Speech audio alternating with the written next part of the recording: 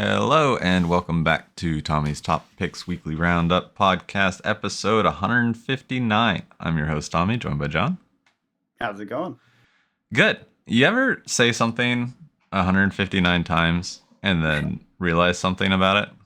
No, definitely not. What did you realize? So we made this intro when it was the weekly roundup of the things that we were talking about in other videos. But now this is the only video we do. So now we're just rounding up the week. Okay. So still works, but Yeah. different context. Yeah, I think it's fine. Yeah. Let us know in the comments if this is a terrible intro. Tommy will have to try to change it. And then which I'll will have be to make a new hilarious. one because I was going to say, because he'll never remember. I'll never He'll have to remember screw it up every time. We'll have to do 2 takes every time. Correct. Yeah. But yeah, we're gonna talk about what we played this week. We're gonna talk about some Aether Drift. Got a Magic movie in the works. We got some Pokemon to talk about with Prismatic Evolutions journeying together. Sword and Shield as a whole, Scarlet Violet as a whole, where I see them going. Star Wars, I got another complaint rant, but also a plus because it's selling really well on TCG Player as singles. Got some questions to talk through about Fab.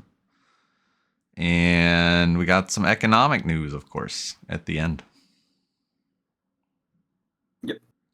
So, pretty standard. What I played this week was standard. Standard life gain, mono red, mono black discard. I haven't been drafting this week. I've been saving my coins and gems and stuff to draft Aether Drift when that comes out. So I've been following the multiple YouTube channels that usually do limited reviews just before the set comes out. And it seems pretty solid. Is that like MTG Nerd Girl and stuff? I don't know who does it these days. I know she was one of the big ones back in the day when I was following that stuff. There's like Lords of Limited, the LNR cast, Limited Resources cast. Gotcha. Do they still do all those plugins for I guess they were just website plugins. I don't remember. I remember it was like Tapped Out, and there was another one that helped with limited. Yeah, there's what is it? Something Wolf, Overwolf. Okay, gotcha. That comes on. I always turn it off. I don't use it. I used to love it. It was great for figuring out new sets. Oh yeah. Now I just don't follow close enough to care too much. Yeah, I feel like I watch enough content to gain an opinion of how I want to draft it. Gotcha. And then what cards to look for and what to avoid and how many is too many and those kind of things. Slowly, I would not consider myself a great drafter, but I feel like I'm slowly improving with each set. And this one seems pretty fun and different because one thing that stands out is I really did enjoy Saddle in Outlaws, just as a mechanic.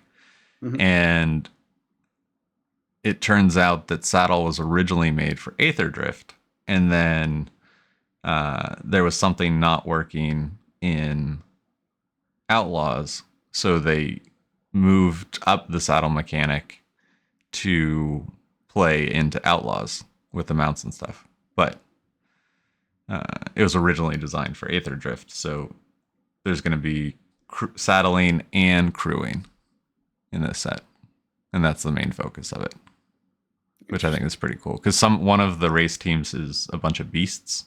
I was going to say, what are they saddling? Like motorcycles? Yeah. Like I was confused for a second. Yeah, you can saddle. Yeah, there's a beast riding team. Gotcha. I think it's green-white. Okay. Yeah. Yeah. So just a little interesting behind-the-scenes development thing that if you liked Saddle, it's back. Yeah, we said this set was going to kind of do that, like revisit mechanics from different worlds. Mm-hmm. Yeah, because it's got the themes along each of the worlds. The one that stood out to me the most was that Amonkhet style Egyptian thing. There's definitely a few cards that feel like Egyptian.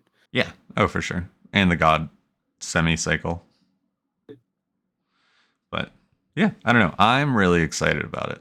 And so I have a question. Yeah. Do they still do early draft on Arena? No. Okay. Is it same day release? I think it's the 14th. What's that mean? The actual release date. Or no, Yeah, maybe it's this Tuesday. Yeah, what's the arena release date? So the reason I'm asking is when I mentioned the tapped out thing and all that, what I used to like to do is I would jam on arena using the mods to help me with the best, Mm-hmm. pack one, pick one sort of stuff. And that would give me a lot of insight into how to draft at my local draft for the following Mm-hmm. couple of weeks. Because usually you had about 2 weeks, I think, before at that time, remember, this is way back like early COVID period. Um, at that time, it was, I think you had 2 weeks because you had the pre-release the next week, so you weren't drafting. That's sealed, and then the following week you'd be drafting or something like that. I just remember I had time to jam on Arena and kind of get a good feel for drafting, so I didn't feel like an idiot when I showed up at the store. Yeah. Because I was playing against people that were very, very good, had been playing for decades, literally, and I had just started again after not playing for 30 years or whatever it was, Right. So you don't I know. don't. I think. I know they adjusted I it at know one it. point. I just don't know if they've readjusted it. I know it's paper first. It is okay. Yeah. To try to keep people in the stores. Yeah. Yeah, makes sense. And then I think it's so paper is this week. So it was Friday. Just happened. And then this Tuesday is when it comes to arena. So just the weekend. It's just the weekend. So you do get a few days then. Because the actual first draft, if release was this last Friday. Pre-release, yeah.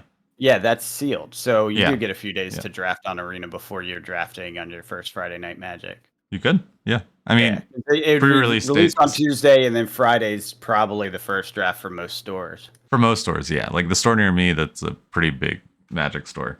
They have sealed and draft during the weekend. But they have events going like literally Friday, Saturday, Sunday, all the time. Yeah. The one local to me was pretty small, and Friday night was the night. Right. No, this was. They had other stuff there too, but it's not a huge card store. It's a comic store first with cards kind of latched onto it, which a lot of stores are like that. No, you can pretty much show up at any time during the weekend and be like, hey, I'm going to hop in the next one. Yeah. Your store is like a tournament store. Yes. Like it has like the 40 tables or whatever. It's that place is crazy. Yeah. Mine's just like a comic store that has some tables thrown in the back. I need to get back over there. But yeah, I haven't done it in forever. Yeah, it'll be interesting with the price increases if there's another bump. I didn't take a look at what prices were for pre-release this weekend. The same price, Tommy. They're not the same price. I know. It said it was going to be the same price. Yeah, it's not. It's not. It's not. It's about the same price per pack. But it's not the same price. Sneaky inflation. And shrinking. Yeah, shrinkflation. I don't know. I still have a good feeling about those 36-pack draft boxes. Yeah. That are all sitting around $100. We'll see. Yeah. And then again, most of them are out of standard now and probably don't have a place in modern. And there's still Phyrexia for a little bit, Brothers War for a little bit, Dominaria United for a little bit this year. When's the rotation? This fall. So far away. And I think that's when those three go. And then next in 2026, we'll lose Ixalan and Wilds. Is it in the fall of every year that we lose stuff, or what? How's it work? Yeah, I think so. Okay. Yeah, it's we should try to remember, if you can, around fall to do like a price comparison of things like the draft boxes and stuff pre and post the rotation. Yeah, so this year, see how much it actually impacts it. You know what I mean? Yeah. I'm guessing not much because I have a feeling we'll be priced up by then anyways on those because I know they're out of print. So it's just flushing out the rest of the supply on the secondary. Yeah. Oh, wait, hold on. Yeah. So as of May 2023, Standard now rotates every 3 years, up to 12 major expansions instead of up to 8 expansions. Did you say as of May 23? Yeah, that's when they changed it to 3 years. The 3 year cycle. So it isn't every year? No, but there's cards that reach that 3 years every year. Oh, I get you. I see. I understand. Yeah. Yeah. So Okay. in Yeah, it's so what I thought then. yeah, Yeah. yeah. That makes So sense. I this year misunderstood. this year we lose Dominaria United, Brothers of War, Phyrexia, March of the Machine, and Aftermath. And then next year we'll lose Wilds, Lost Caverns, Murders, Outlaws, and Bloomborough. Wow, Bloomborough will be next. Oh, next fall though, Next, yeah, not yeah, this fall. Yeah. Okay, that checks. That makes sense. yeah. Yep. With the release of the fall set in September. Yeah. Okay. Yeah. So that feels like a reasonable pace. We'll see how it plays out. Obviously, this is all new because they just started doing the new focus on the standard rotation and all that stuff. But it seems like it's a good pattern. Yeah, and if it's not by the amount of sets, it's by as long as they keep the same amount of sets coming out every year, which it seems like they're pushing more standard, but not. I don't Well, know. everything's standard now. Everything's Remember? standard, yeah. Yeah, that's how they can do that because you're gonna have your Spider-Man for three Well, I mean, years. you'll still. I'm sure every couple of years you'll have your Modern Horizons, you'll have your Commander Legends, you'll have the other non. You'll have some of them. Yeah, Like they're or definitely like cutting your remasters, right? Your Innistrad Yeah, remasters, you will your probably have remaster. Was that every year, every other year, every year. something like Yeah, that? Yeah, you have one of those, and then the modern thing I think is every couple years is how they do that one. Um, and then what else? And then now the everything else is just standard, right? Universes Beyond, so Final Fantasy standard, yeah. Spider-Man Spider-Man standard, standard, SpongeBob will be Mark, standard. yeah, SpongeBob. Never mind. Stop before I get started. No, I am very excited. I actually am getting really excited for Final Fantasy. I thought you were about to say SpongeBob. I was No, like, no, really? no. Yeah. No, Final Fantasy will be good. And, assuming they do a good job with the card design stuff, which I think the I theme feel like, fits the game pretty well. yeah, it fits okay, especially with like Aether Drift and things that have Yeah, pushed it. Like was it and we'll have the Kamikawa and all that kind Yeah, of pushes it into that realm. Yeah, and we're having the space opera set this year too. yeah. So, yeah, it is Space really opera versus broadening. dinosaurs. Yeah, well, that's the thing. They're broadening the Yeah. touches and the planes, I think specifically so they can consume more other IP into it and not feel too off. Already have a base of tribals and stuff like Yeah. that. Yeah. Yeah. So the space one will probably lead into, I don't know, you think we'll have like a Star Wars or Star Trek or something? I'm trying to think what good space IP they could pull in. Yeah, I mean those are the two. Dune. Dune, yeah. People have already made Dune commander decks. They Mhm. basically there's a particular commander, I cannot remember his name, but it's Desert Walk is Yeah. one of the things on it. And they made commander decks basically and then had a custom paint job for that commander. Like you see the custom made commanders. Mhm. You know what I'm talking about? For that to become like a Dune, like to basically look like Paul Atreides from the Dune movies. It was pretty cool. Like I have to say, when I saw that deck, I was like, "Oh, that's neat," and it's all desert themed. Obviously, desert worms and Mhm.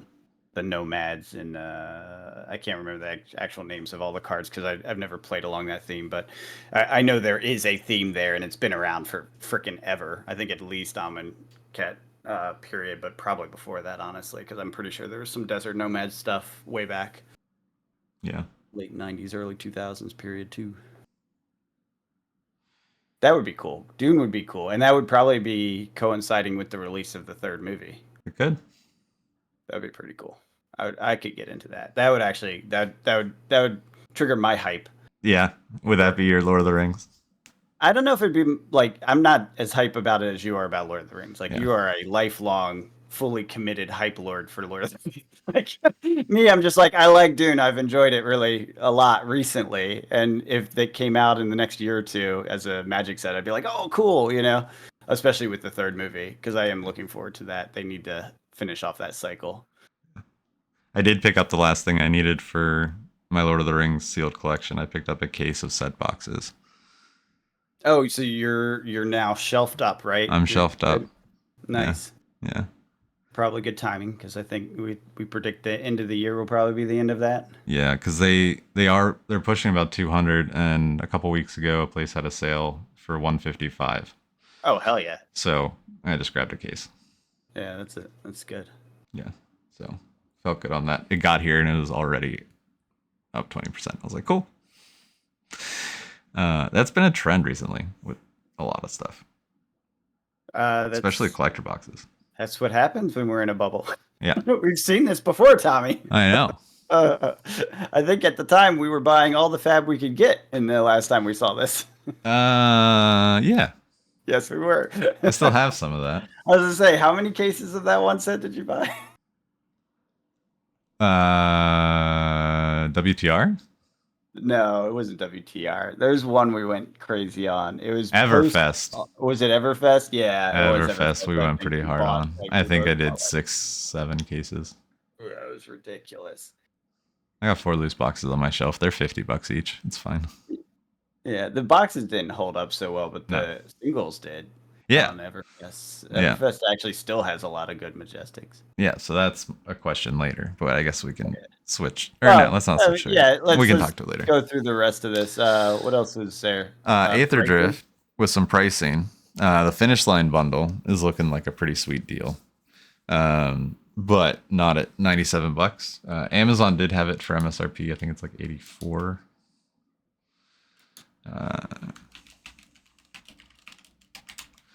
This is what I grab. Yeah, Amazon still has it. $85. Then if you have the credit card, 5% back. But that's the one with it's kind of like the gift bundle. Yeah, I remember. Yeah, but you get 2 of the foil box topper things. Double hit. Yeah. Yeah, seems pretty cool. I grabbed 2 of these, and this will be what we can draft with. So when we do, or we can do sealed, and then open some collectors for fun. It seems like a pretty cool dice too that comes with it, with the black and white. That's good. They have some nice dice in those specialty bundles. Mm-hmm. And the clicker for the Phyrexian one was fantastic. I still use that regularly. Yeah, seems cool. Seems like a neat product. If you want to just get in and play a little bit and not go too crazy, because the play boxes are already at 120, so it's the same price as, like, the 36 pack, pretty much. Yeah, I was going to say, but there's less packs, Tommy. I know. Same price. I don't know. It is still pre-sale. Yeah, we'll just wait on that one. Yeah. There's no point in judging yet. No. But it is selling pretty dang well.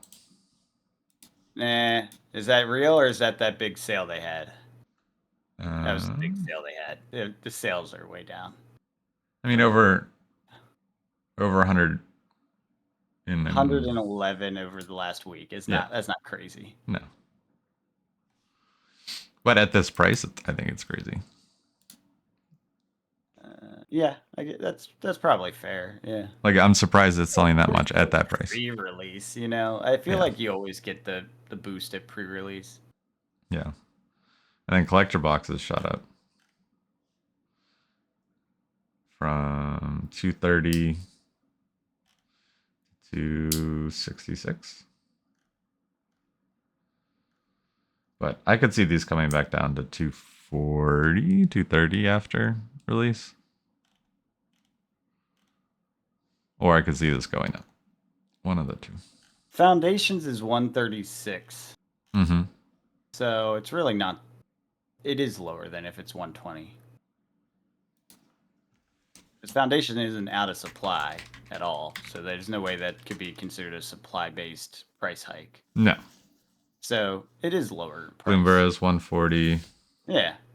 130, 140 is kind of the range for a normal play box that has supply. And like this Outlaws 134. Yeah, so yeah, it is cheaper. It's not a lot cheaper. And again, pre-release price versus post-release price, it will probably come down $5, and then it's like, oh, it's actually it is cheaper. Yeah. Yeah, exactly. That makes sense. I bet you Yeah. I bet you're right on that. Yeah, we'll see. I mean, it's all in like supply, demand, et cetera, blah blah blah. If it's a considered a terrible set to open or whatever, then of course it'll go further down, blah blah blah. We've seen this before, but it does seem Yeah. like it's tracking correctly as far as like the variance in pack. Yeah. It will be really interesting to see how those box toppers are received and how well they Oh, do. for sure. Yeah, I think Because I it's could all see on it that being a foil. nothing burger, but I could also see it being because there's some true rarity to those. Agreed. Because there's like Agreed. I think And 170 of them that can be in that. yeah, Yeah. yeah. And if that foil is loved, we've seen it Yeah. before. That, Yeah. that Phyrexian bundle, everyone was like, "This is garbage. Why would I pay extra?" And then as soon as it came out, everyone was like, "Oh my god, I must get it!" And there was none. Yeah. There was no supply. Yeah. So we'll see. I don't think they'll have the no supply issue here, but if people No. love this foiling, it can drive demand. Yeah. I wasn't a fan from the videos we saw, but most of the videos we saw also had weird colored lighting that made the yellow look Yeah. weird because I don't know, because that's what they do. Yeah. I was like, why? Why would you do that? Well, we will be able to see for ourselves soon. Maybe. What do you mean? Are they guaranteed? Yeah, Oh, it's 100% guarantee you get the fancy foil?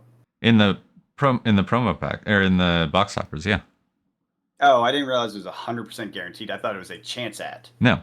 No. Oh, well, they're going to be worthless then. You get one land guaranteed, 25% chance to be a panoramic land. Mhm. So 1 in 4. And then the back ones, I think there's some special chance to get first place finish, but then you can also just get the gold. They're still all gold, but it's like a special version of it. Yeah, that's what. Okay, okay. So there is a difference. Okay. Yeah, yeah, Yeah, that's what I was about to say. If they make it 100% chance to get the fancy shit, like the fancy foil version they of will it, all then be they that will be gold. dirt cheap. Like we'll be able Yeah, to yeah, see that gold. gold. It won't Yeah. be the first place finish foil or whatever that special treatment is, because No. there is a special treatment, right? Yes. Yeah. Yeah, that's what everyone's looking at, the ridiculous special treatment of that artifact Yeah. as like the card, Yeah. and that will be super rare. Yeah, because you only get one shot per pack at it, and there's 170 things it could be. Yeah, of that. Yeah, I don't know. It feels a little bit more like Brothers War than Phyrexia. Yeah. And Brothers War, those tended to they all dropped in price, which was good because they were all very useful artifacts. So it was good for the market in general to be Yeah. able to get access to those. But bad from the this is a collectible box sort of situation. Sure. We shall see. We shall see. Yeah. Always fun to speculate, though. Yeah. But speaking of Dune, the same company that made Dune, or same studio, Probably. Legendary Entertainment, we're making a live action magic movie, followed by a TV show. Movie. Okay, it's a TV show too. Yeah, the movie is the beginning of a multimedia universe. Could work. It's good they're not doing it with their own crap studio. Yeah, because that studio, as far as I know, basically failed. Although I did love the D&D movie they brought out, but that was because I did I'm an too. old school D&D guy, and like it was total nerdville. Like they definitely referenced the game a lot Yeah. in ways that were super subtle. Did you know the fight scenes? Each one of those actions, they cut it every, was it 3 or 6 seconds? And that's how long each action takes in D&D when you're doing combat. That's fun. It was actually like really funny. The fight scene with the ladies like doing the barbarian thing and the one guy's trying to get out of the ropes or whatever. It's basically like a D&D scene. Like he rolled and he failed each time trying to get out of the ropes, and then she does a fight move, and then it cuts back to him trying to get out of the ropes, and then she does a fight move. It was exactly like, and it was like time. So it was like, I think it's every 6 seconds. It was like, it shows 6 seconds of her swinging her axe around doing some crazy combat shit, and show 6 seconds of him trying to get out of the rope. Back to her, back to him, back to. It was really funny. They did all these little subtle like call outs to D&D rules. It was fun, but as a D&D nerd, I can also understand how it's not mass media appeal. Yeah. Yeah. It's no Marvel movie. I'll put it that way. No, but they made Dune, Man of Steel, The Dark Knight. Like, they have a good track record. They have some misses too when I was looking, but Sure. I Well, don't know. hopefully they do it enough justice to spawn a world of, multimedia stuff, not Yeah. just cards. Like I And would love these movies and TV. there's no need to really spend too much time on it since the release date. No release date was mentioned, and it's probably a long way off. But one thing to note is if trailers and stuff start dropping, I don't know, 2026, and Magic's done a good job of building up a new player base from Foundations and Standard with all the universes beyond. I think that this could be another propel up into the larger adoption of Magic. Oh yeah, yeah. I mean that's so far off. It's hard to speculate on anything like that, especially Sure. since this is probably the fourth live action Magic project we've heard about, Exactly. and they Exactly. have all Exactly. died before. Exactly. It's a Exactly. tough IP to make into a movie. I think whoever does it just has to sit down, like love Magic, no Magic. Actually, what's interesting? I just saw a bunch of stuff about Brandon Sanderson, who finished Wheel of Time series for Robert Jordan because he passed away of Mm-hmm. cancer. And then he has his own Mistborn, I think, is the series, and I think he has a couple others, but Mistborn's like his real popular one. Super popular kind of sci-fi fantasy writer. Um, and he was talking about the difficulty of developing a story in the Magic universe. I wonder if they have him writing it, or proposing, like seeking proposals from writers. I think Um, it's the guy who did Big. Big. What's big? Um,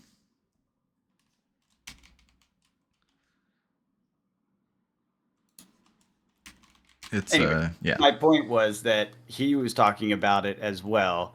And I think the only way for this to be successful is for the writer to just own it, be immersed in the universe, the lore, etc., and then own a story. Forget about trying to make it fit with everything else. Just take a chunk of the time frame, the period, whatever.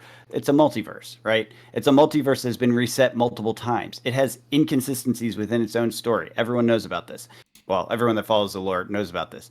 So just own it, take it, develop your own story, and see it as part of the multiverse, kind of like MCU does, where they have the what if and all these other like universes where things are different than the main universe. Like Mm-hmm. just allow it to be its own thing. Don't worry about the loyalty to this, that, or the other, because frankly, Magic and WotC isn't loyal to their own IP story. They change it all the time. They've killed characters off and then brought them back the next set. Sure. It's happened multiple times. So if you try too hard to worry about that, then you're going to fail. If you take the concepts, the feel, the look, the characters, and make something that's epic and awesome in and of itself, it can basically become the canon in everyone's head. Yeah. You know, Yeah. and then you can actually succeed at doing a multimedia launch like this. But if they try too hard to stick to the core stuff, they're gonna fail because the core stuff isn't consistent itself. What if it was like American Horror Story, where like each season was a different set? Like they Perfect. did a Perfect. Duskmourn series, Absolutely. That would be perfect. That's what I mean. Like where they make like it because so they it's have the serial stories and already kind of fleshed out, and then you just exactly. yeah.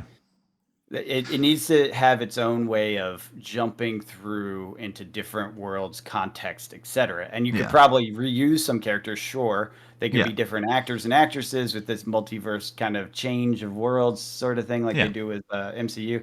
Like you could do things like that to keep the actual ability to get it done easier, because trying to drag actors between different things is Right. difficult, costly.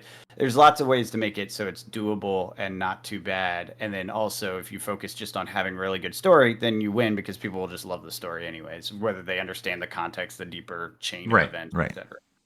So Right. I hope they do that, because honestly, trying to stick to core to what has been developed so far is like impossible. Yeah. Yeah. Like I said, even WotC couldn't stick to their own lore. Yeah. It'll be interesting If it ever comes if it out. ever comes out. Prismatic Evolutions second wave came out, and ETBs are still at 120. So they're not at almost 200, which they were, which is good. 120 is still like double MSRP. So Is that pre-release, or is this the one nope, that was pre-released? Okay. nope, nope. This is out. Okay. It's the ETB. It's the Oh, the in between set or whatever. yeah. Stupid set. No Yeah. booster box. I mentioned those. Yeah. Um, I don't know why I'm so down. The stupid set. stupid set doesn't even have a booster box. Yeah, exactly. That's it. It's because it doesn't have a booster box. I'm like, I judge you so harshly. It's like I know nothing about what's in there, but but Journey Together, just is a booster box set. The next one that's coming out in end of March. and that's the nostalgia set, right? No, well, kind of. Yeah, you were the one telling me it was all the old trainers or something. No, it's like that. Okay, got it. But with the new trainers. Oh, it's a rehash on an idea, but new. Yes. Got it. Yeah.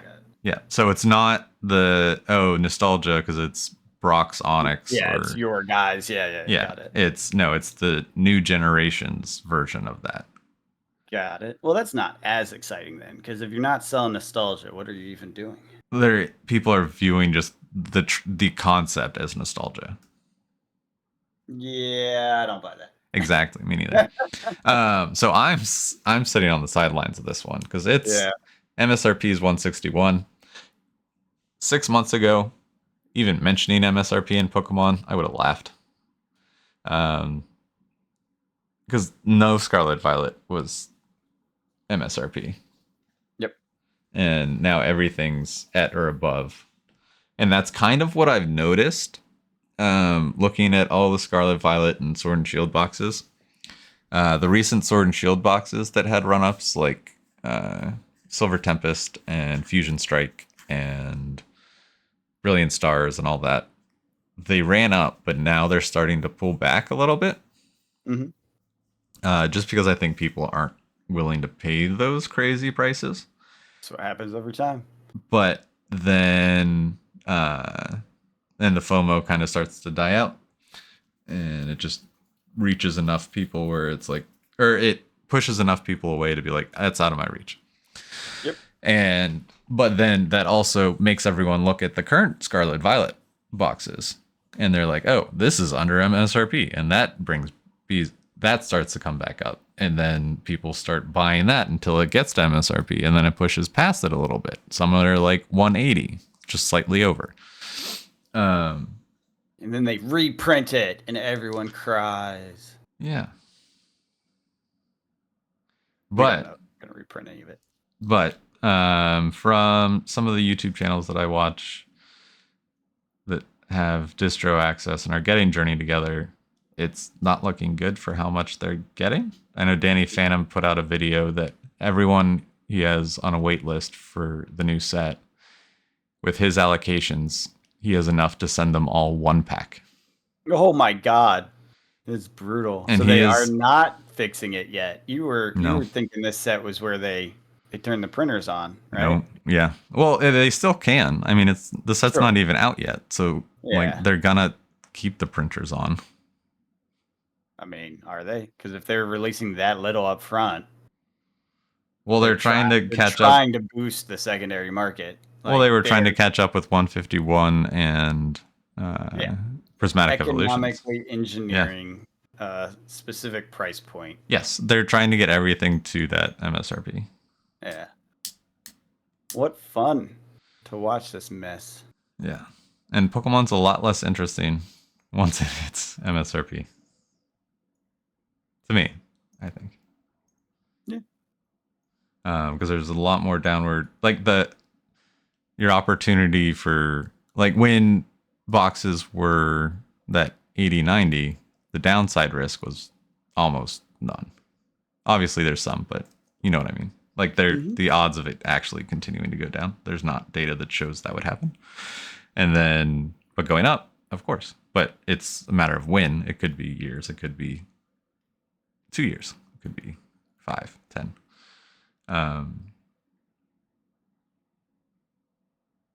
But I don't know.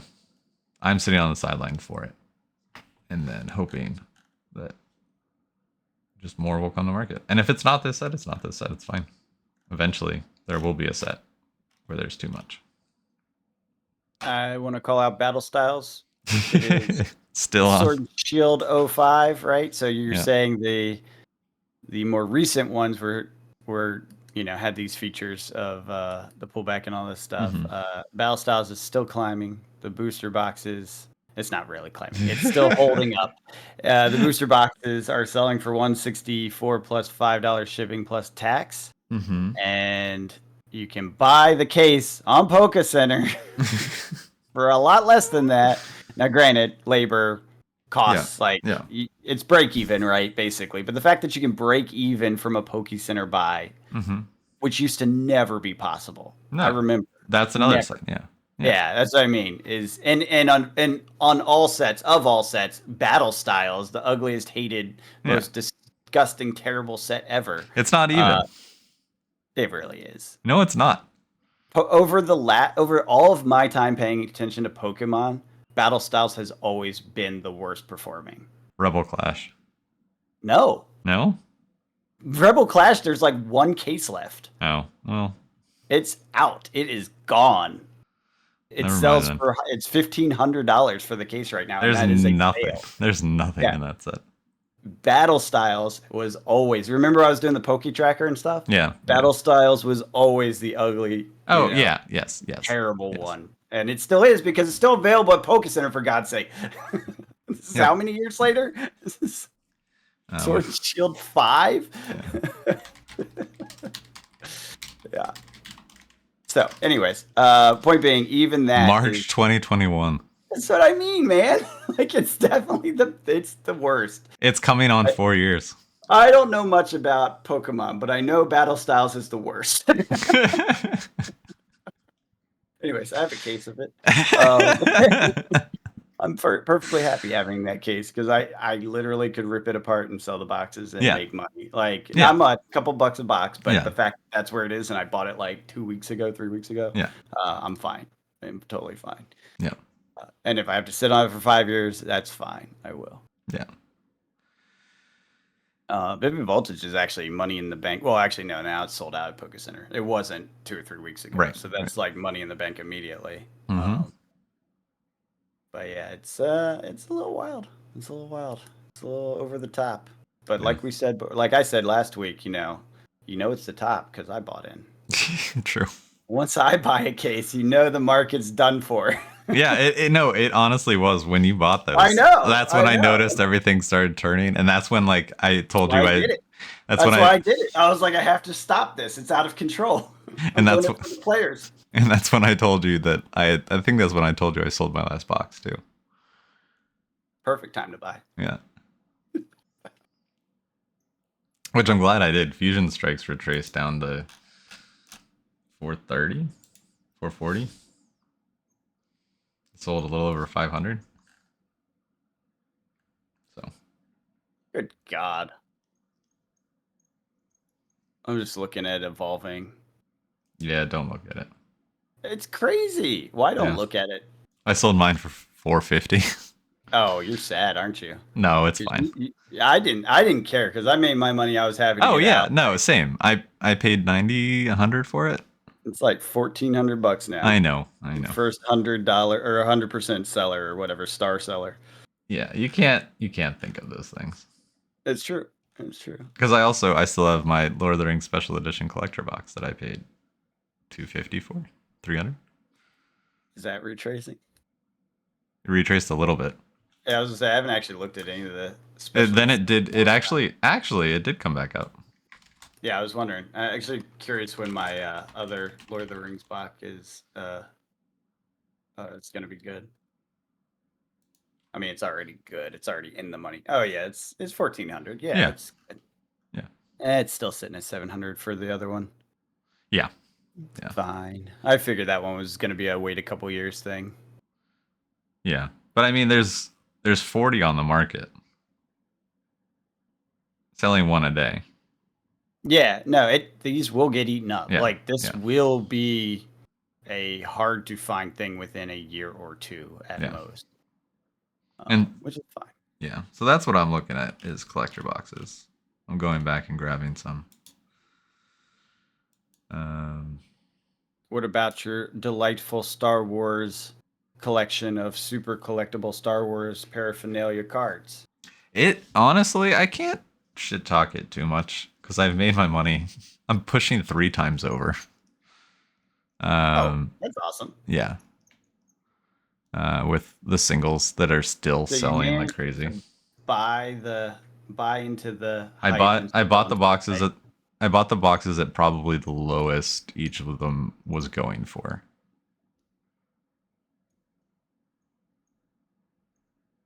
And then sat on them and sold a lot at the beginning of duplicates, and then I'm selling more now. And now it's down to like I have a couple $20 to $40 cards left. I have one showcase left.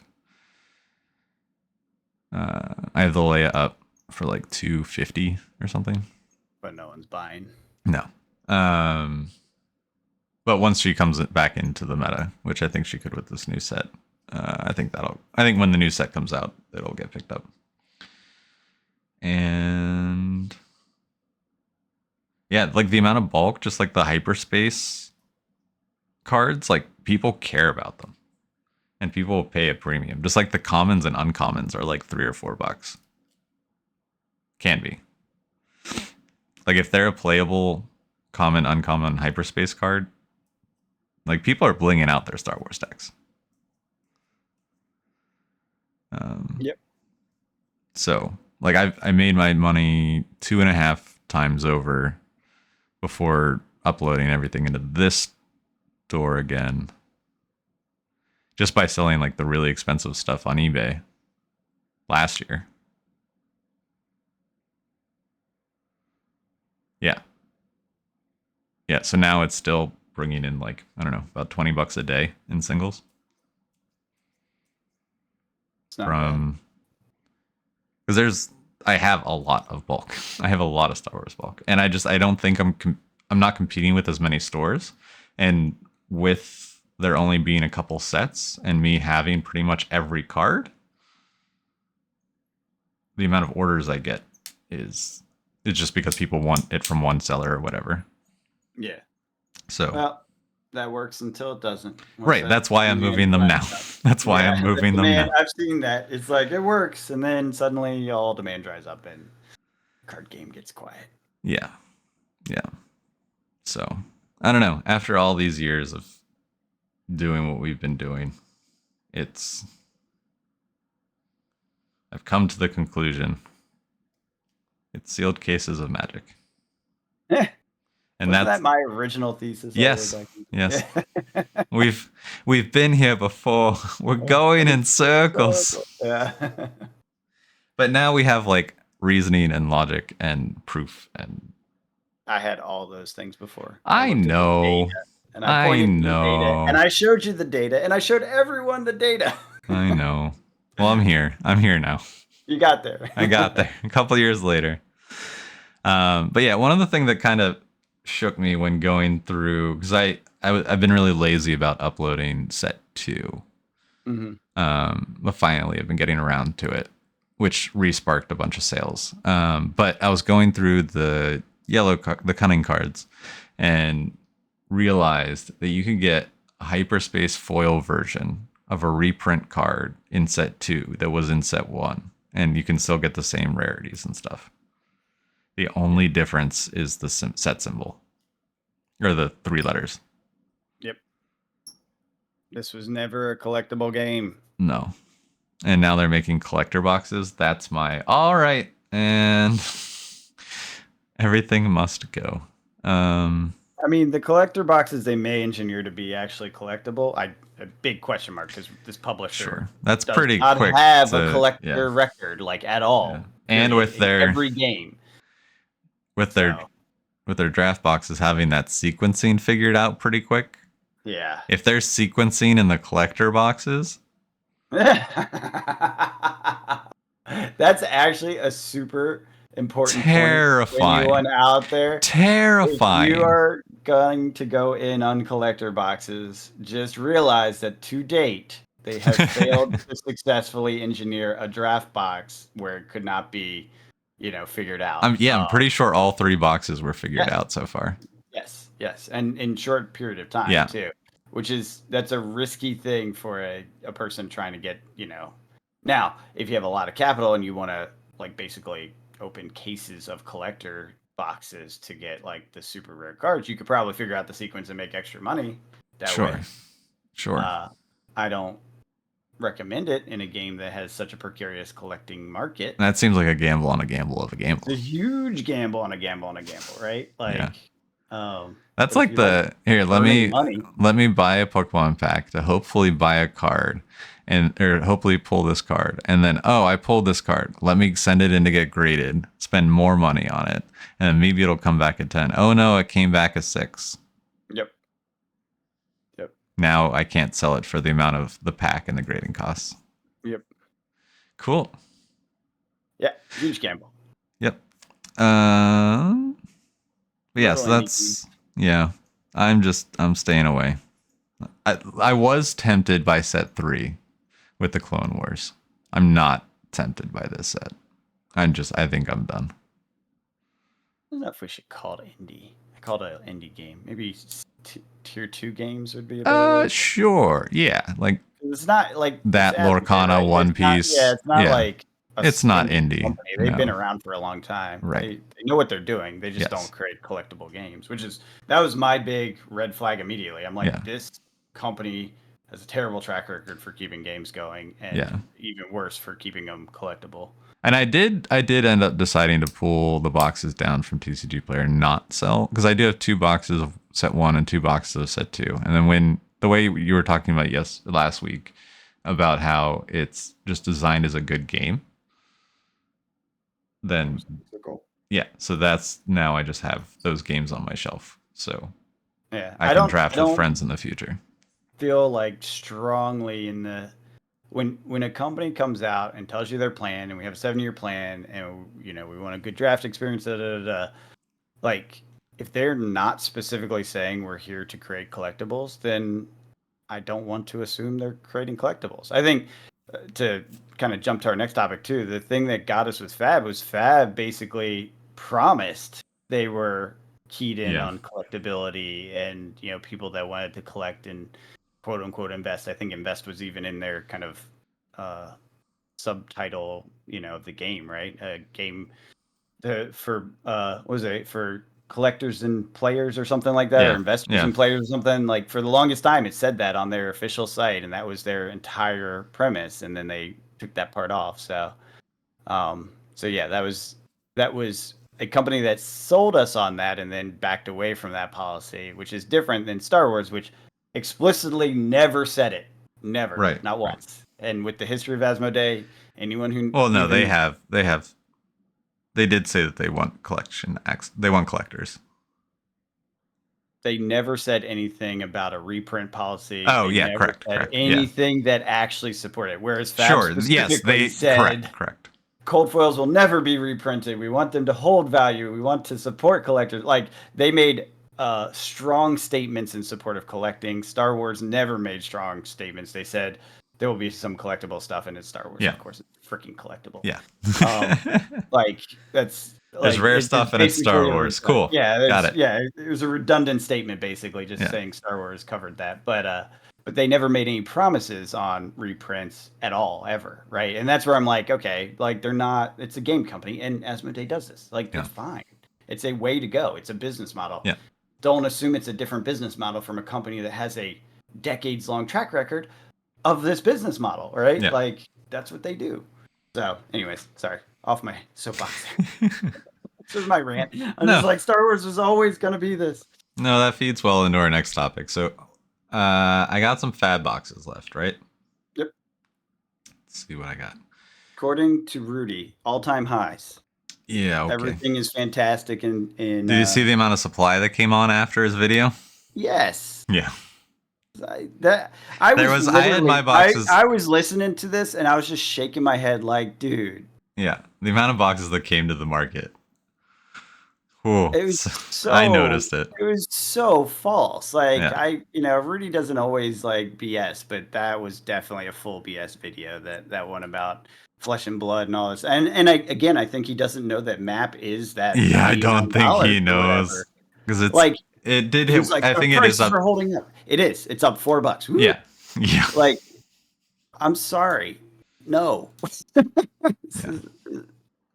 Yes, $99 Dynasty. Yeah, That's above map. Good job. great. One got there. Everything else is map or below. So Yep. The Command yeah, and Conquer Legendary is already down to 80. oh my God, is it the new Mm-hmm. one? Mm-hmm. That crazy one? That's so funny. I mean, it's not. It's sad because I don't like.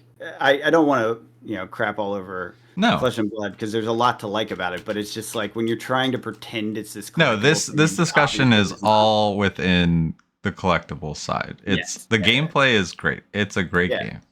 Yeah. Flesh and Blood is a great game, and Yeah. I think my only problem with it is that they were trying to pretend it was collectible, and then they backed away from that policy. So I feel a little duped on that. Right? They said one thing and then basically did the opposite. Part of that was screw ups during COVID, right? Like some of that, the Monarch thing, Yeah. you can't blame them. It was not their fault. It wasn't Legend Stories Studios' fault.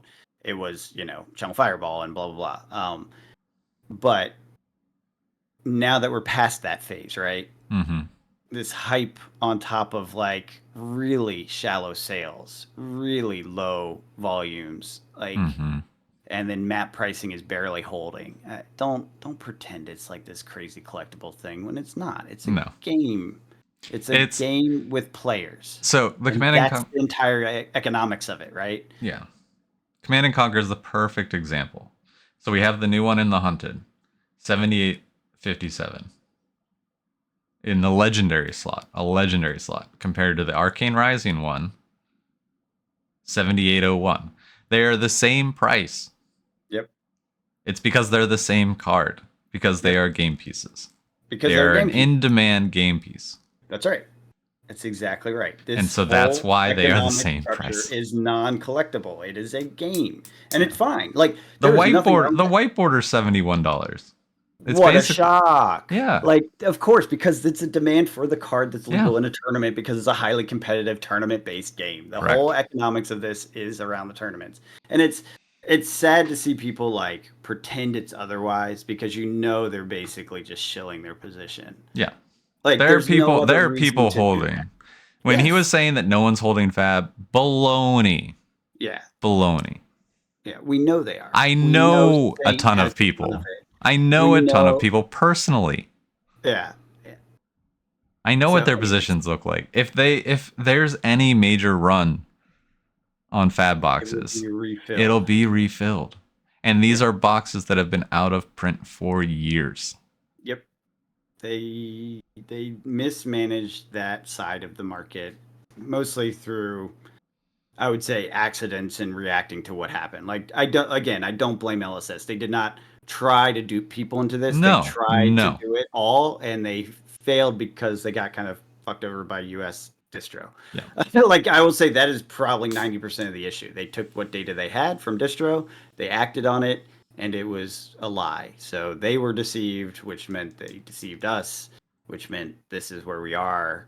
They backed away from the policy explicitly trying to correct because they really realized the core of their business was making a great tournament game where skill mattered. And that they have achieved in spades. Everything else has been put by the wayside, which is wise. When you realize your business is in trouble, you focus on your core and you let go of this stuff that's like distracting you from it. So by trying to design around collectors, they were potentially harming their core, which was the gameplay, right? Mm-hmm. And so they dropped that aspect, that's a smart business move. That's how they should have done it. It's the false narrative in the by the speculators that makes me a little frustrated because at this point it's extremely clear where LSS stands. Right? They made it clear. Mm-hmm. It's only the Rudies out there that make it unclear. And I hate, I don't want to like just crap on Rudy or whatever. I'm sure he's got boxes to He sell. He does might even listen. have He does listen to the podcast.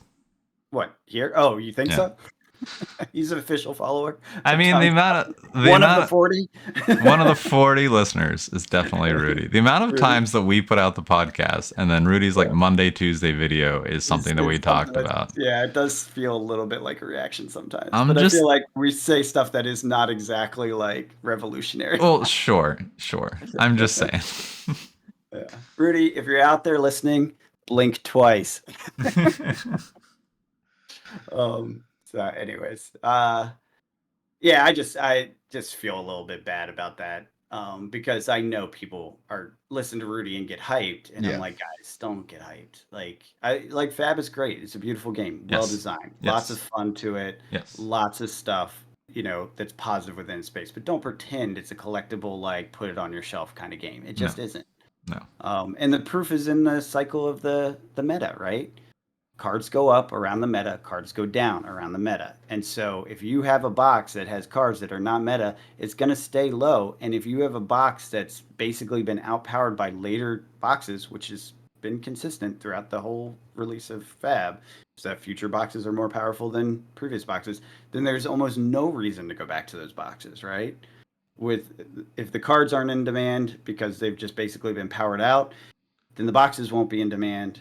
Then the collectability is pretty weak until it gets to what 10 years or something. I don't know. I'm not sure what the time frame is when things become collectible just based on the fact Sure. that they're old. I'd say yeah, it hit I'd say if not before 10 years, 10 years.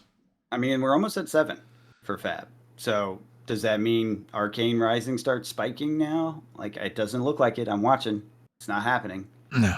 WTR is not, like if anything, it's actually going down. I saw a first edition case of Arc listed, I think it's still there, on eBay for like 4K and change, where it used to be 5K was the last sale.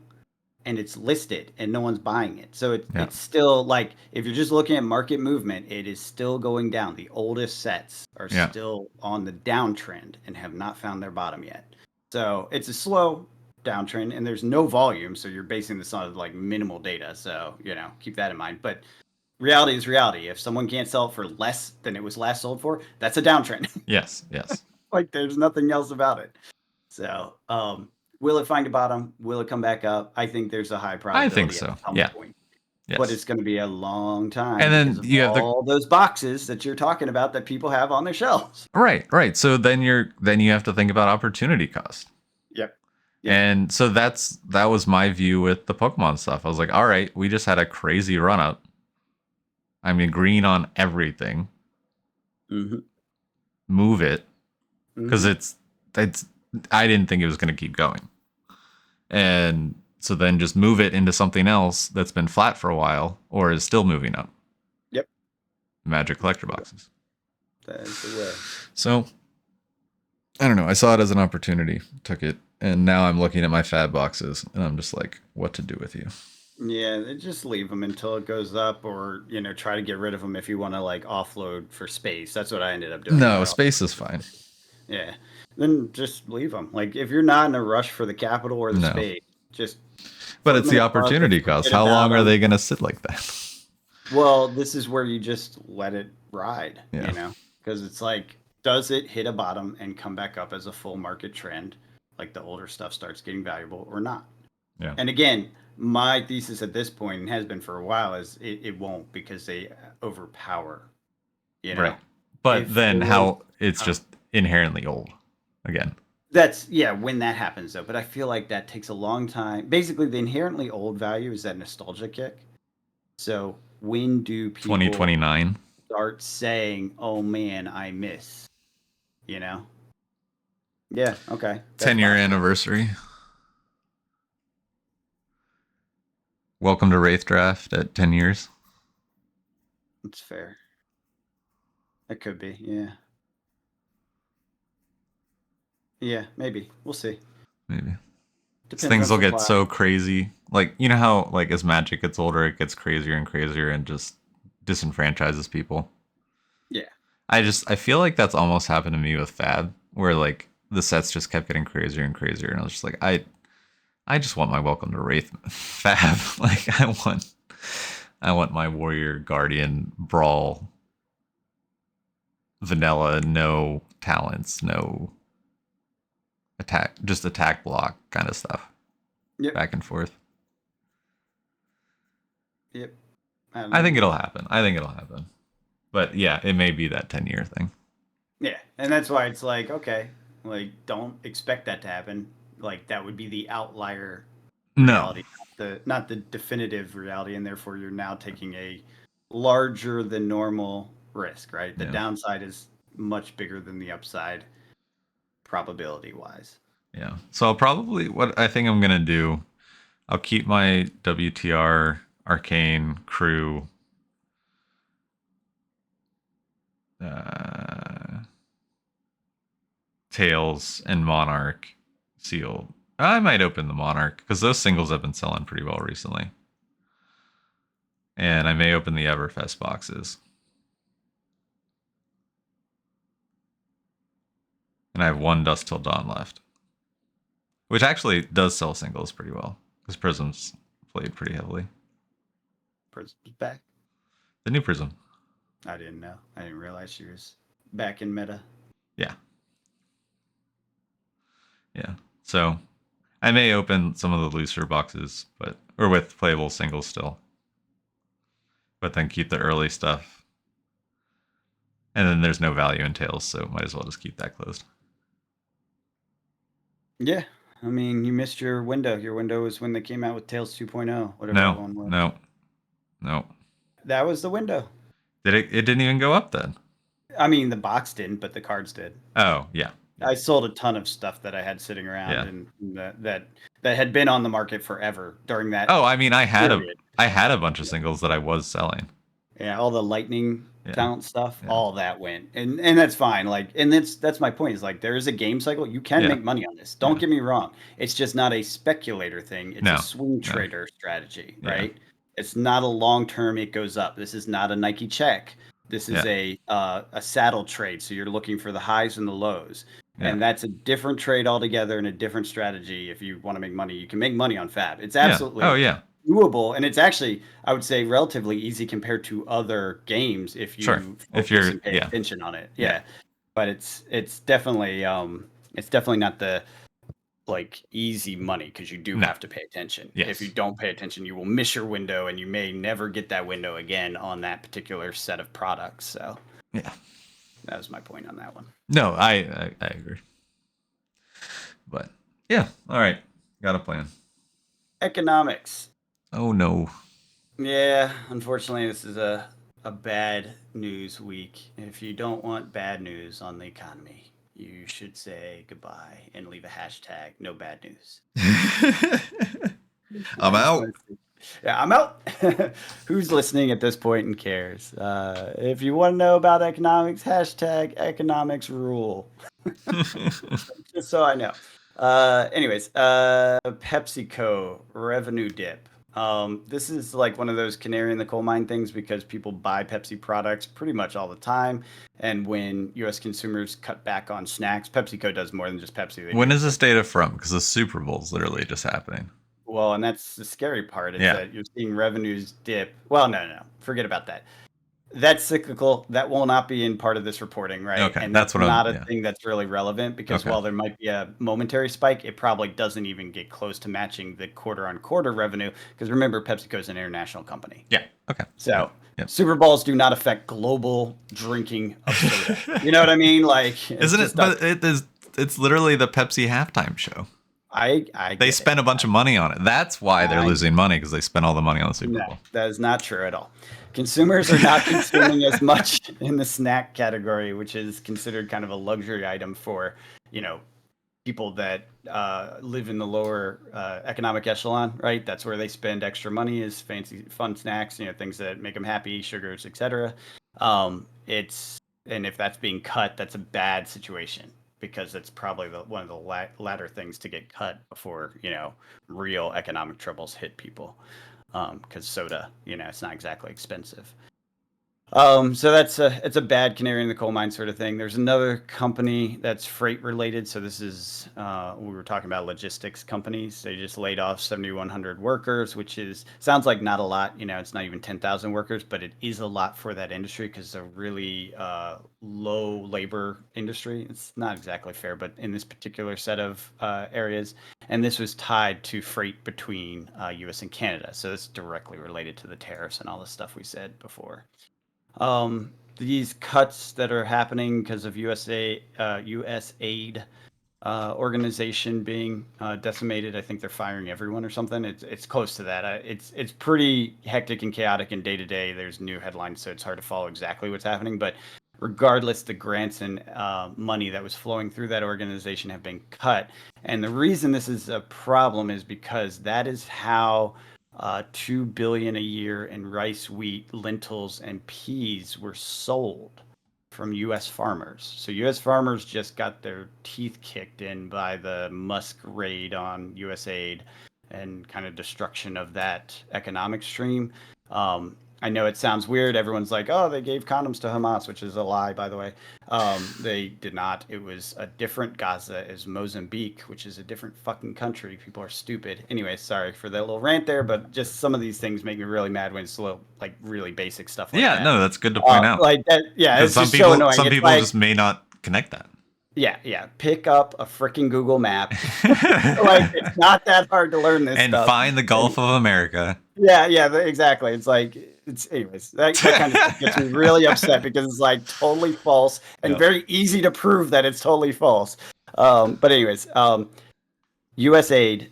It's not that kind of aid. Well, it can be. Like that was one thing that was happening. There were condoms bought in Mozambique, right? But the point is, they also buy rice, wheat, lentils from U.S. farmers, which cannot sell it because we have a farm system that's highly subsidized by the government. I don't know if people know this, but basically, way back when people used to starve in this country, like Great Depression era, the government put in programs in place to ensure that farmers could continually farm. And what they would do is they'd buy excess food from the farmers. And that way the farmers had stable income, which is incredibly important for farmers because if they have high VIX income, basically high variable in their revenue per year, they go out of business and they, as a family, starve. They basically have to sell the farm, which is part of what the Great Depression happened. And essentially, when that happens, then we have food insecurity within the country. It means we don't have enough food to feed our country and keep it running. And that was considered basically early days. They didn't call it this, but basically a national security threat. It's the same sort of thing. Like this is for the betterment of our country, our government, our structure, our way of life, to make sure that farmers do not go out of business every season if there's a bad crop or a bad winter or whatever, right? And so what they did is they bought all excess crops and then they found things to do with them. And what they do, they used it as soft power. They gave it to other countries to get military bases there and get economic access to materials, minerals, whatever, right? Like they used it as a strategic resource. This is huge for farmers. It made farming possible in America. Now, there's definitely some bad impacts of that. There's some centralized farming and stuff that ends up happening that causes a lot of, there's a lot of problems, externalities that come from it. The point is that U.S. AIDS was the channel with which that program worked. It is how we subsidized our farmers, American farmers, just hardworking Americans trying to farm, trying to bring food to American tables. And it just got cut, and it's $2 billion worth of that food. So think about how many farmers that impacts. It's huge. That's a lot of food. Huge. Central part of U.S. America is about to, have a really tough year. And we will probably see a lot of farms shuttered and bought up by like the mega farm, industrial farming complexes, which tend to lead to bad food policies because they over consolidate, and when they consolidate heavily, that's when you get the things like the bird flu breakout and the like all the diseases and stuff. We're eating a lot of beef this week. I know it's industrial. Like when it's industrialized like that, it ends up creating a lot of disease, which has been the case since humans made factories. I mean, that's what the plague is. It's humans collecting too often, rats, disease, etc. Mm-hmm. Like that's what happens. It's just in farm form. Anyways, so 2 billion affecting American farmers. That was pretty important to the stability of food in America. It doesn't mean it's like going to be a big deal. It might not even be a big deal this year or next year because, it depends on weather and stuff. But the second we have a big late frost, right, and it kills a bunch of crops, that's going to be an issue, right? The second we have bad weather causing instability in crops, which is happening every year. Like it happens on and off. It's just part of farming. It's going to start to have more material impacts where before we never noticed it, specifically because of these aid programs that were structured around keeping farmers in business. So that's a big one, in my opinion. I think it's going to hurt a lot of America, middle America, and then of course that causes all sorts of ancillary effects. Last little bit of bad news. Sorry, I wish I had good news. there is some more fear of stagflation showing up at this point. Basically, we're starting to see some of the early signs of inflation ticking back up, and interest rates are sitting pretty stable. One of the things that's worth watching on this is watch the bond market yields. We've seen this weird moment, and it's happened over the last 6 months on and off. So it's not like brand new, but it's definitely becoming more common where the bond rates are climbing, but interest rates are going down. Those two things should be coupled in a normal functioning economy. One of the speculated reasons, and this is not sure, right? This is just a speculative reason, is that demand for the bonds is going down essentially because the U.S. economic system is in question, right? Our Yeah. debt's too Yeah. high. We don't know what's happening with these tariffs, right? So if you're a foreign country buying American debt to try to offset risk in your portfolios, which is what historically a lot of people did, we were the safest debt in the Right. world. You start to question whether it's the safest debt anymore. Think of it like the mortgages, right? Right. From the '08 crisis. It's like they were all solid. Mortgages are perfect. They're solid. They can never be doubted. And then people messed with the way the mortgages worked, and suddenly they were not solid, and we pretended they were for too long, and then it caused all the bad stuff that happened in '08.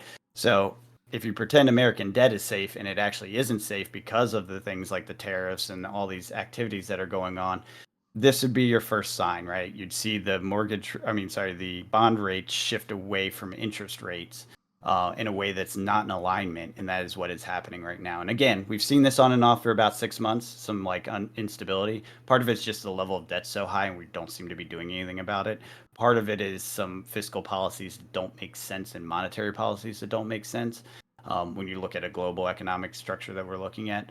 And then now we're seeing the decoupling thing, like trying to decouple America from other countries with tariffs and trade wars and all this stuff creates this very lack of interdependence. And therefore, you don't necessarily want to be wrapped up in it in case something bad happens because you don't have as much to gain as you do when you're tightly knit from a trade network. In a trade network, you want to make sure that your trade allies are stable because they're your trade partners, right? Right. We're basically decoupling our trade network across the board. Basically, every trade partner is getting, some sort of threat or whatever is happening, tariff, etc. And so they are all looking to trade with each other more and less with us, and that's happening. Like that is Yeah. definitely Makes happening. sense.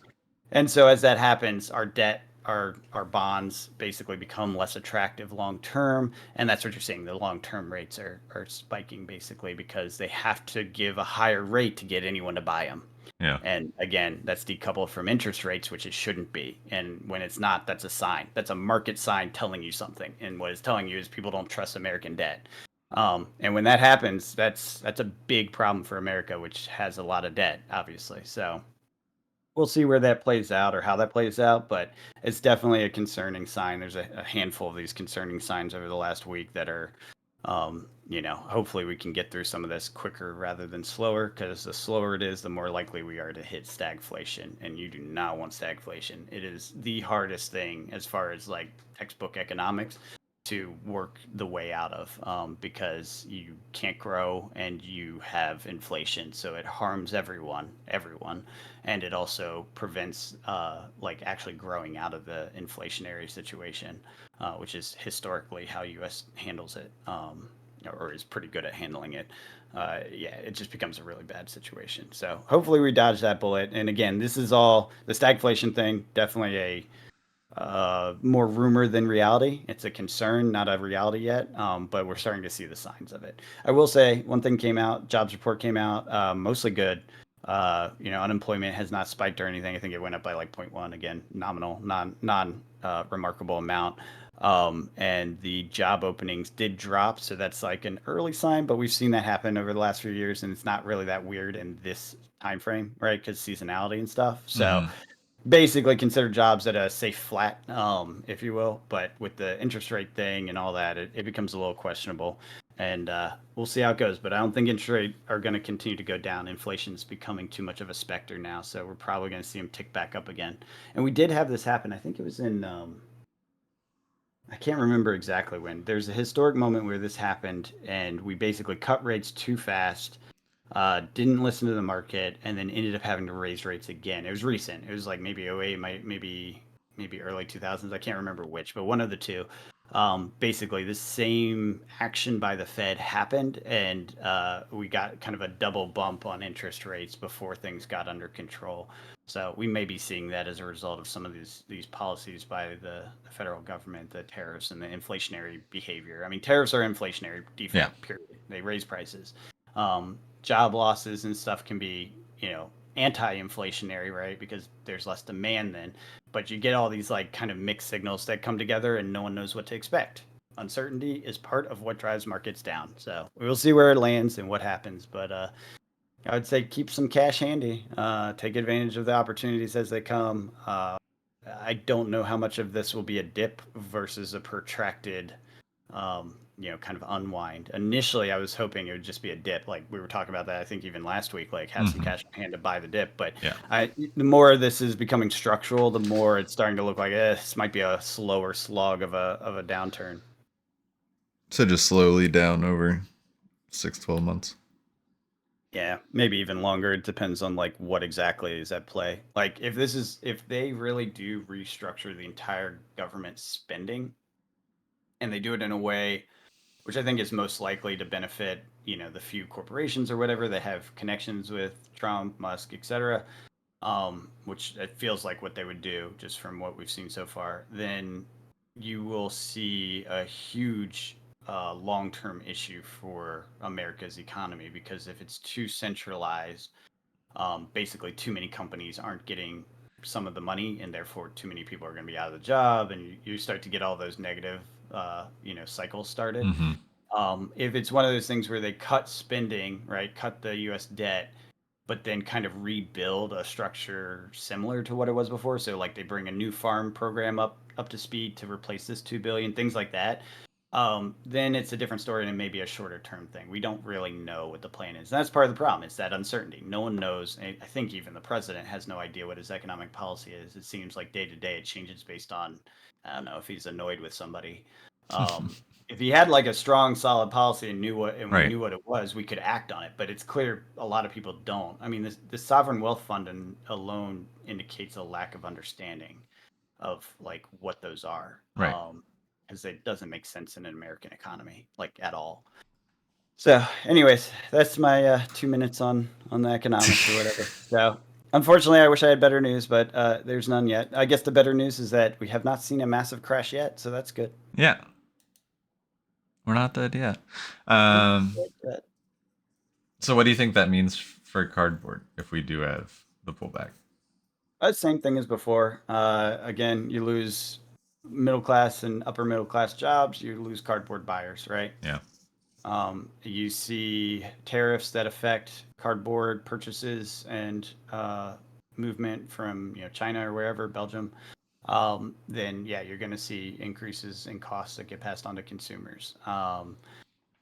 So you see a lot of things that look like negative on the horizon. Now the question is how much, because it can Right. be negative without it having a massive disruptive effect. But I think there's a higher probability of a disruption than not, right? So think of Yeah. it that way. The risk down is higher than the risk up. Yeah.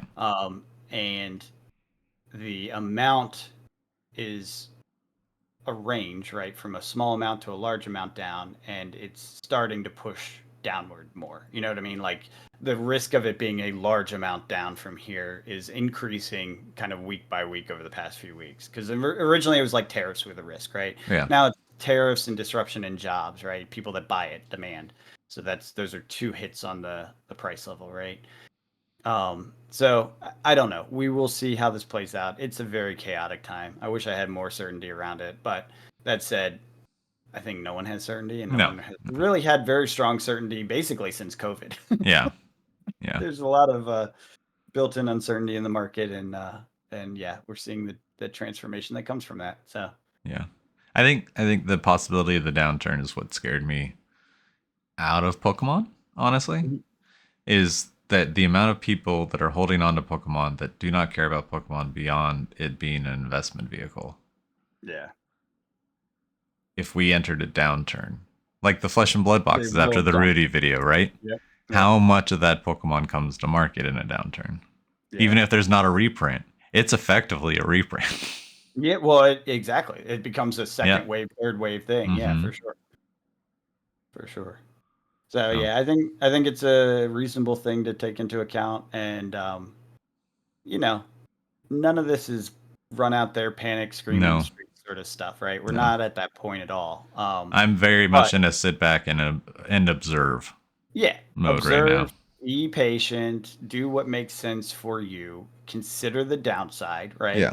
And then decide what that would look like for you personally. Like, what do you feel if you are very strong and solid economically, and a downside is not scary, then you're looking for deals, right? Yeah. Oh, absolutely. Yeah. That's those are opportunities to buy. If you need the cash that you have wrapped up in cardboard to go for other things, that's a different No, situation, the right? cardboard should be sold yesterday then. Well, Yeah. exactly. That's Yeah. what I mean. It becomes a much more immediate concern. Yeah. If you're someone who wants to do this for 5 years and you're okay, then buying right now is probably okay, right? Yeah. Like it's Yeah. not the end of the world to buy and plan No. for 5 years because whatever this is, it will be different in 5 years, Yeah. right? Like it does like it could be a complete crash tomorrow, it could be a long crash for the next 3 years, 2 years, whatever. It could be whatever. Either way, 5 years is probably a safe target Yeah. for most of this stuff. You know what I mean? That's why I always say that like 5 years should be your target because that's a pretty neutral period. You're going to be on the other side of whatever happens next by that point in almost all cases. Right. Short of something like global economic meltdown, in which case cardboard doesn't matter, money doesn't matter, Yeah. only canned food matters. Like it depends on Yeah. like Yeah. how dramatic you're trying to be. I don't think we're at anywhere close to apocalyptic levels of No. dramatic. So. No. The world keeps spinning. It does. Sun comes up, focus on the good things. It doesn't mean you shouldn't be thoughtful about how you place your money and Oh, be absolutely. Yeah. flexible and how you position yourself because these are the sorts of things, and I hate to say it, but this is where you make the most money is being prepared for these sorts of downturns and issues. Because that's where the deals happen, right? It was the statement about blood in the streets, right? That's when Mm-hmm. you want to buy, Mm-hmm. is when everyone else is panicked and just dumping stuff, right? So Mm-hmm.